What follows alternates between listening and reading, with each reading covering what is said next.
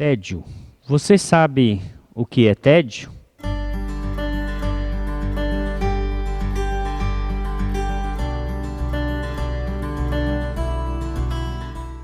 Se você é uma criança, provavelmente não.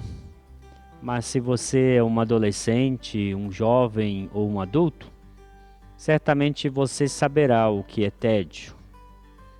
Mas há alguém na Bíblia que sabe muito bem e conseguiu expressar em palavras muito bem colocadas o que é o tédio.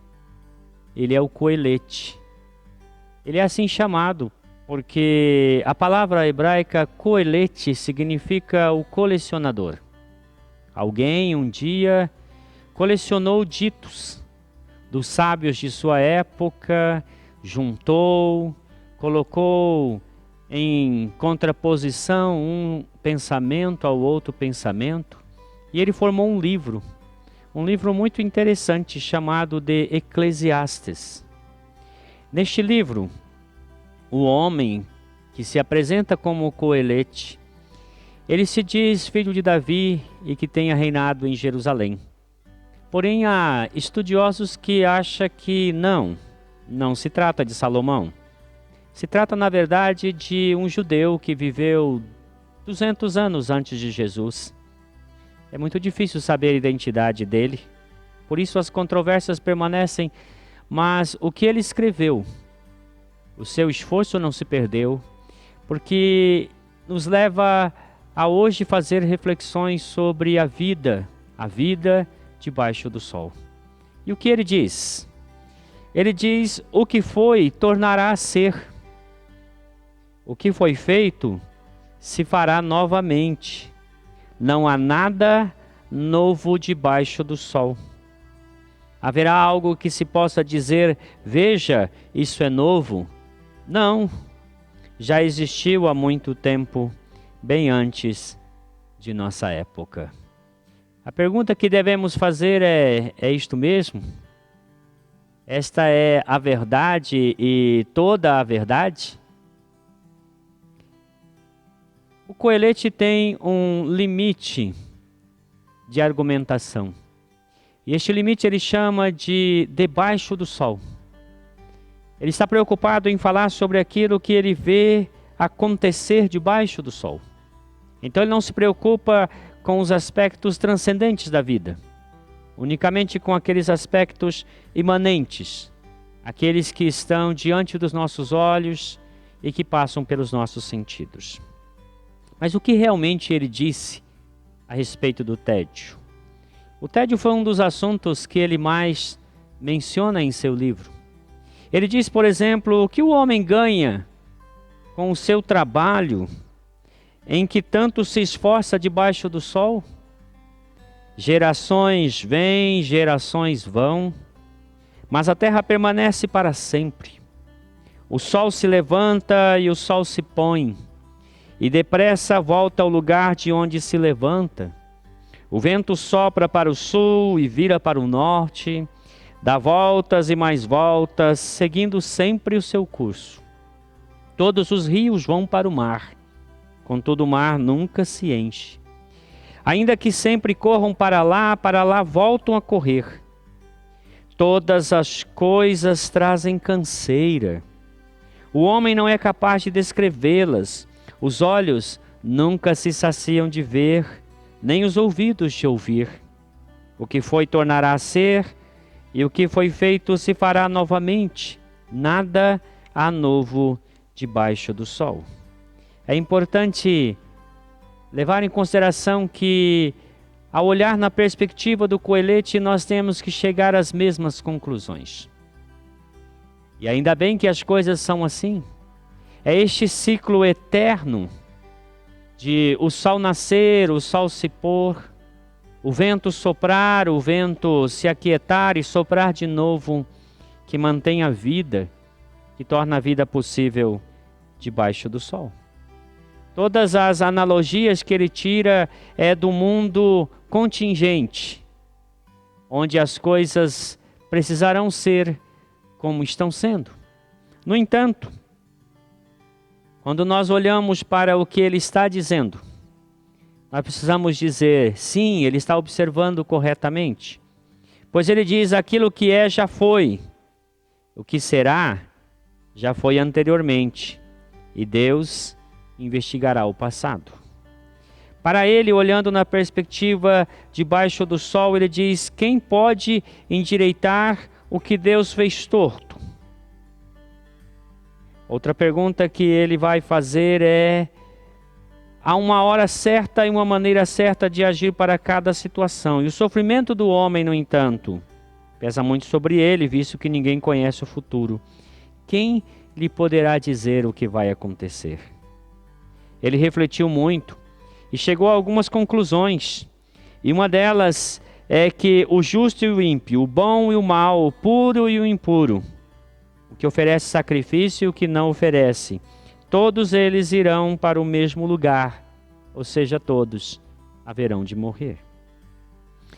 Nós podemos interpretar o Eclesiastes de diversas maneiras. Podemos simplesmente lê-lo e entendê-lo dentro do seu próprio contexto, o que é um exercício muito difícil. Nós podemos tentar entendê-lo e relacionar ao conflito entre a tradição judaica e a filosofia helenista. Também uma atividade que demandaria bastante esforço. Ou podemos tentar interpretá-lo à luz das filosofias modernas e contemporâneas. Porém, nós queremos optar por uma maneira de interpretar que segue uma regra que nós temos na hermenêutica. A regra diz: a Bíblia é sua própria intérprete. Interpretar a Bíblia usando a Bíblia. O Eclesiastes deve ser interpretado à luz de toda a Escritura. Por isso, quando lemos o Eclesiastes, não devemos lê-lo nele mesmo ou buscar entendê-lo a partir da leitura dele ou comparando com pensamentos variados. Precisamos olhar para toda a Escritura. E ele diz: não há nada novo debaixo do sol. Será mesmo? O que a Bíblia diz? O que o Evangelho diz? A Bíblia nos diz que um certo dia, um anjo apareceu a uma virgem, por nome Maria, e disse a ela: você conceberá e dará à luz um filho, e este menino deverá chamar-se Jesus, pois ele salvará o seu povo de seus pecados. Ela, admirada, disse: como pode ser isto? E o anjo disse a ela: virá sobre você o Espírito Santo. O poder do Altíssimo te envolverá, e o ente que nascerá de você será santo. Veja, é algo novo debaixo do sol. Uma virgem dando à luz ao Emanuel, ao Deus conosco. Um dia, debaixo do sol, o Filho de Deus, o Deus eterno, o Logos que estava com o Pai desde o princípio, pregado à cruz, disse ao Pai: em tuas mãos entrego o meu espírito.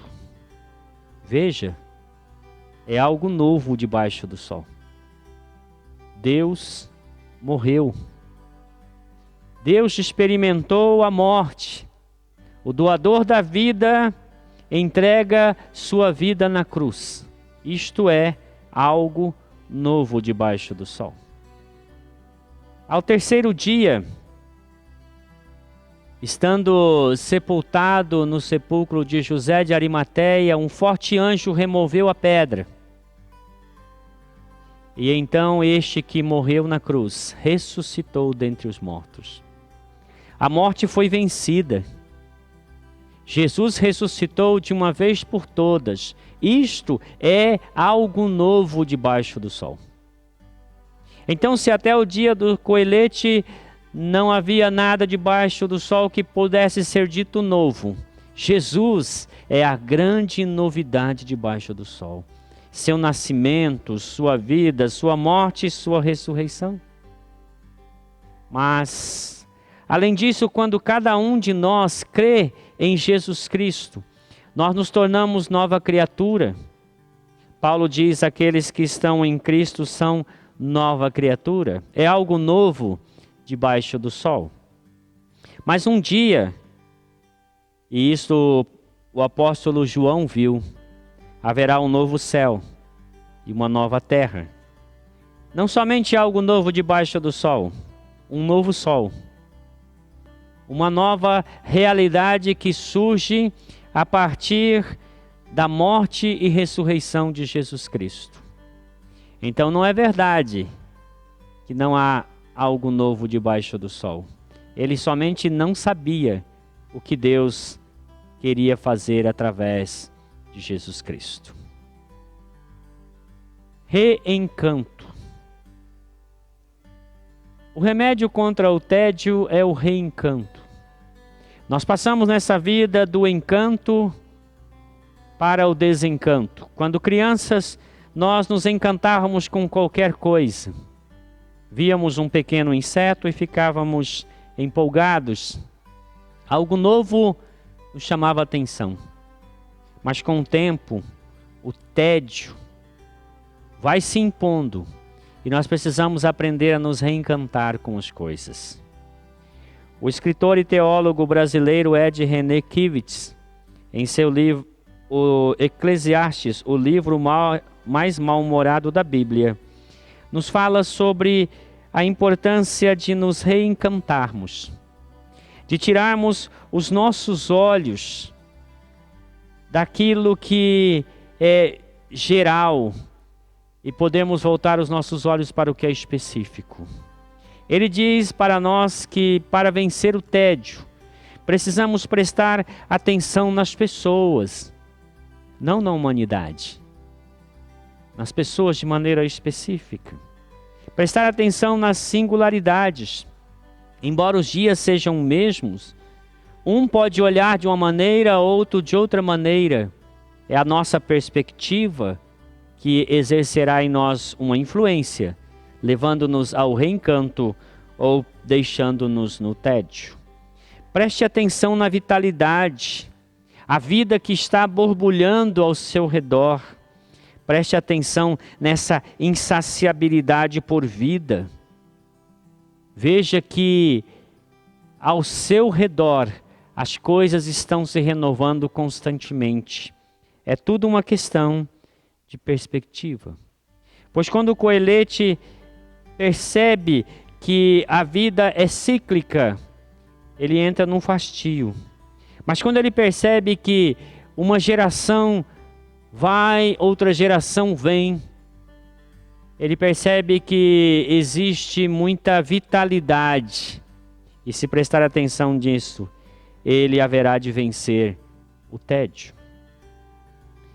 Havia alguns pescadores pescando no mar da Galileia. A vida deles era um tédio, todo dia pescar, aquela atividade comum.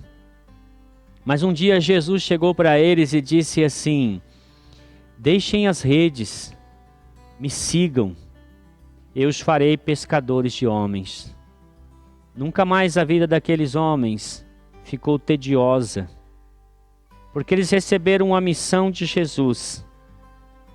Jesus os chamou para serem discípulos e para serem enviados para pregar o Evangelho a todas as nações. Seguir a Jesus é uma aventura que não permitirá que a sua vida em momento algum se torne um tédio. Se você quer vencer o tédio, siga Jesus. Com Jesus não tem tédio. Que Deus te abençoe.